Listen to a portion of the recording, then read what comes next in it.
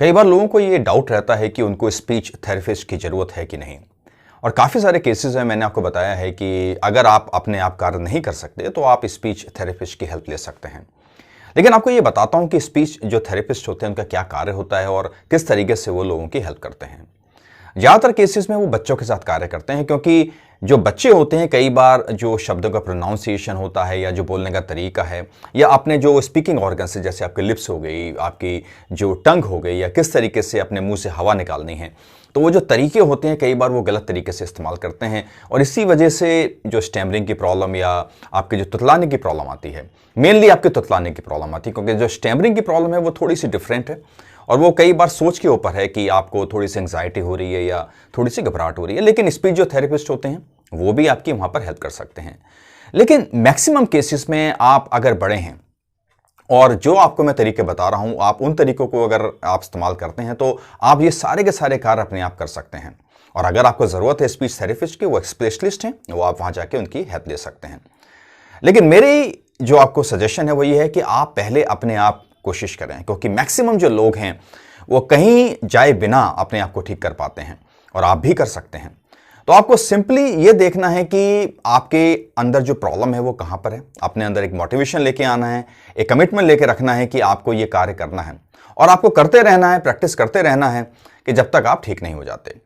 और इसके अलावा कोई और सोल्यूशन नहीं है। अगर आप ये सोचते हैं कि आपको दवा खा के या ऑपरेशन करा के आप ठीक कर सकते हैं, तो ऐसा नहीं होगा। आपको नुकसान जरूर हो जाएगा लेकिन फायदा नहीं होगा। तो उसके लिए आपको ये सब चीज़ों को आपको ध्यान रखना ज़रूरी है और ये समझना भी ज़रूरी है और उसको बिलीव करना ज़रूरी है, क्योंकि अगर आप बिलीव नहीं करेंगे तो कहीं ना कहीं आपके दिमाग में डाउट रहेगा।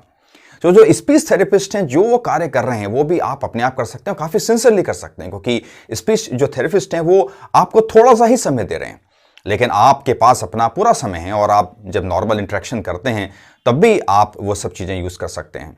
और जो स्पीच थेरेपिस्ट हैं वो आपको मोटिवेशन भी नहीं दे सकते ज़्यादा, क्योंकि आप सेल्फ मोटिवेटेड ही होते हैं। वो आपको बात बता सकते हैं, टेक्निक्स बता सकते हैं, लेकिन आपको जो सारा कार्य है वो खुद ही करना है। तो अगर कोई डॉक्टर या स्पेशलिस्ट भी आपके साथ आता है और आपके अंदर वो मोटिवेशन नहीं है, कमिटमेंट नहीं है, तब आप वो कार्य नहीं कर पाएंगे और वो वैल्यू नहीं ऐड कर पाएंगे अपने जीवन में।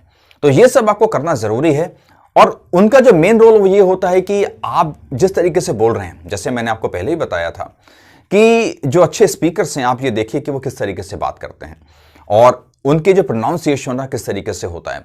अगर आपके सारे के सारे अगर स्पीच ऑर्गन्स ठीक हैं, जो मैक्सिमम केसेस में होते हैं, एक्सेप्ट जो न्यूरोलॉजिकल प्रॉब्लम है या कोई एक्सीडेंट है या बचपन से कोई अगर प्रॉब्लम है, जो जन्म से जो प्रॉब्लम होती है, अगर सिर्फ वो प्रॉब्लम है जो बहुत कम परसेंटेज होती है, उसके लिए आपको डॉक्टर्स की ज़रूरत पड़ेगी। लेकिन उसके अलावा जो केसेस हैं उसमें आप अपने आप को ठीक कर सकते हैं और उसमें आपको बिल्कुल भी डिफिकल्टी नहीं आएगी। बस आपको एफर्ट्स करते रहना है, सिंसियरली आपको उस कार्य को करते रहना है। अब जैसे शाह और सा है, शाह और सा, क्योंकि ये प्रोनाउंसिएशन में कई बार आपको प्रॉब्लम आती है, माँ और ना, क्योंकि ये टंग की पोजीशन किस तरीके से है और क्या है। अगर आप इस सब की थोड़ी सी स्टडी करेंगे और आप अगर इस सब चीज़ को पढ़ने के या समझ के कोशिश करेंगे कि ऐसे किस तरीके से टंग की पोजीशन आ रही है, किस तरीके से आपको आवाज़ निकालनी है, तब आप ये देखेंगे कि आपकी जो स्पीच है वो धीरे धीरे ठीक होनी शुरू हो जाएगी और आप इसके ऊपर एक कमांड लेके आ सकेंगे।